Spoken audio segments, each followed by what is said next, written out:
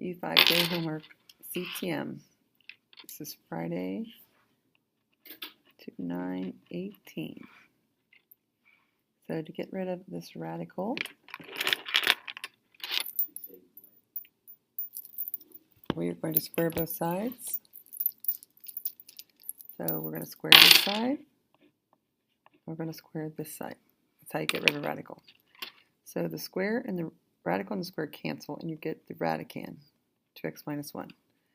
But over here, this one did not have a radical, so you're directly squaring 4. 4 squared, you can do that right on your calculator, is 16.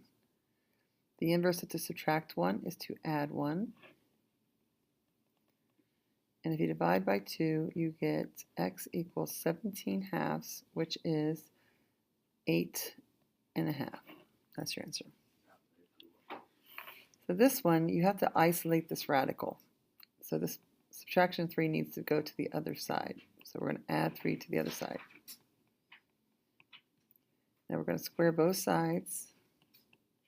So the square and a radical cancel, and you get 4 minus x, and 3 squared is 9.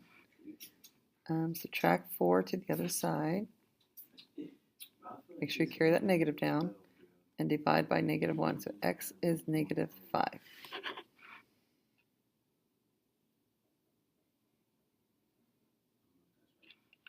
This one, to get rid of the radical, you square both sides. So you have 5x equals 3,600. Divide by 5, and I don't know what that is. Oops. Clear. 3,600 divided by 5 is 720. So this answer is 720. Next one. That says 8x plus 5 if you can't read it. 8x plus 5. So the first thing we have to do is isolate this radical by adding 8 to the other side. Get 29. And then we're going to square both sides. On this side, the square cancels with the radical, but you still have the radicand 8x plus 5. On the other side, you have to do 29 squared, which is 841. Go ahead and solve for x. We're going to subtract 5. That's the inverse of adding, is to subtract. 841 minus 5 is 836. Divide by 8. So 836 divided by 8 is 104.5.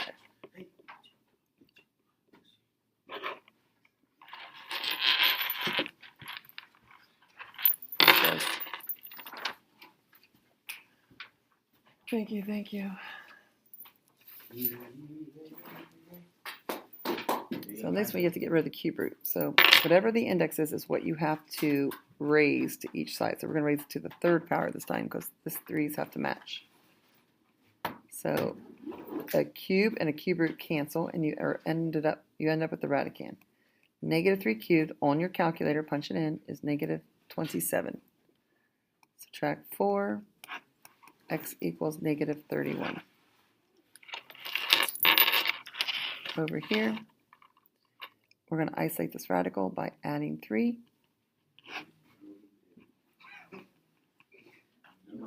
And then we want to raise each side to the fourth power this time, because whatever the index is, that's what we have to raise to each side. So 5x equals 5 to the fourth, which is 625. And if you divide by 5, you get x equals 125. Here, sometimes you have radicals on both sides, and if you do, you're just going to square both sides. You square the left side, square the right side. This square cancels that radical, and you're left with the radicand. This square cancels this radical, and you're left with this radicand. Subtract an x from both sides, and add 5 to this side, and your answer is x equals 9.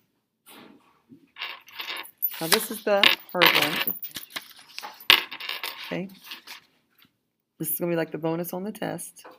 So if you square this side and this side, you have to square this as a binomial.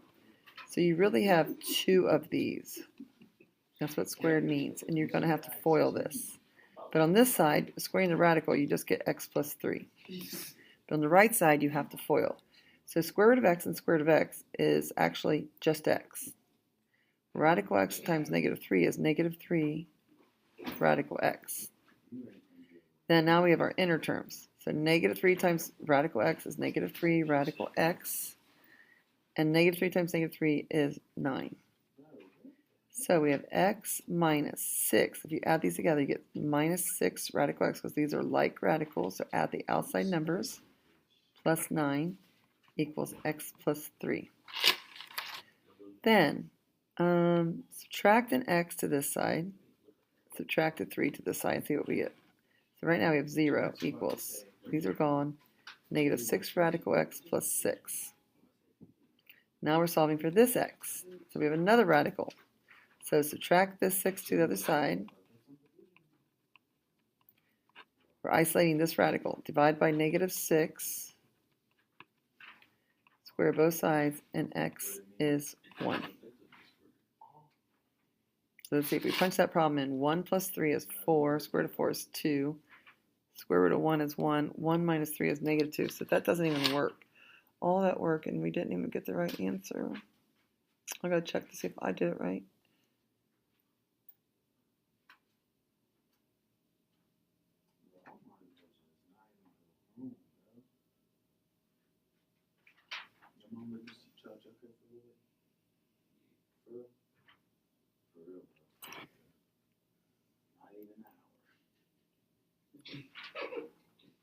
So this is actually going to be an empty set.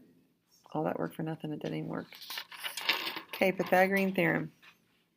4 squared plus 8 squared equals x squared. 16 plus 64 equals x squared. 80 equals x squared. Square root. So 80 factor tree.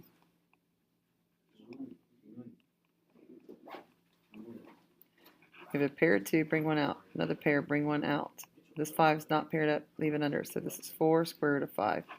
That's what that is. And then this one, we have 9 squared plus x squared equals the hypotenuse squared. That's the hypotenuse. So in this one, we found the hypotenuse. In this one, we know the hypotenuse. Bye, guys. 81 plus x squared equals 144. Subtract 81. 144 minus 81 is 63. Square root, and we have to do a factor tree. So 63 is 7 and 9, and 9 is 3 and 3. So that is 3 square root of 7, and that's the answer to 10. Okay, that's it.